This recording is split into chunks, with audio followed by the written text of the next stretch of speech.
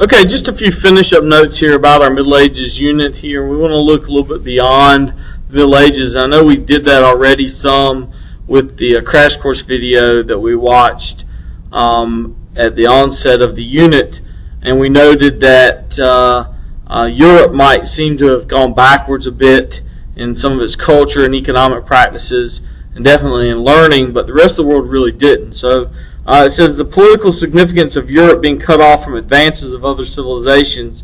Note this, that democracy is seemingly unknown at the time in Europe, lost in time. The information from the classics and the academic learning that had taken place previously was void here. Europe would be lagging behind scientifically, medically. The power of the church would overtake the lives of people, and the monarchs would initially be unchallenged.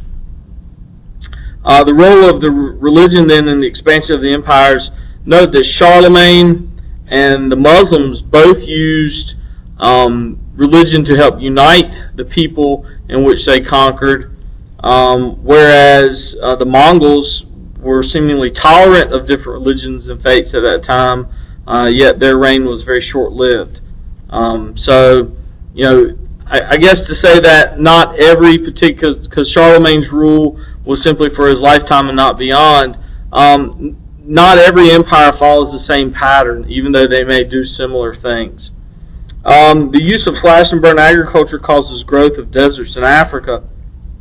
Prepping the environment to cultivate by clear cutting and then burning the vegetation, that's your slash and burn.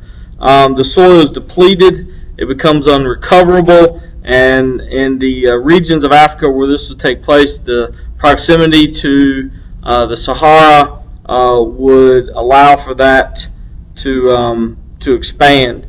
There was no replenishing of the soil. There was no root systems available to help keep the soil together, and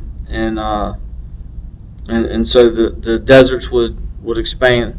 And then finally it says farmable lands is increased with innovative techniques, things like step terraces by the Inca in South America, or the Chiapas by the Aztecs in what is today Mexico.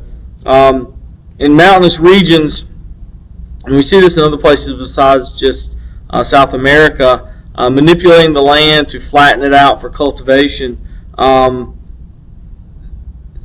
cutting into the side of the mountain there, that's going to allow for agricultural output, but it definitely comes perhaps with some consequences on the physical geography. You're changing the patterns of water runoff.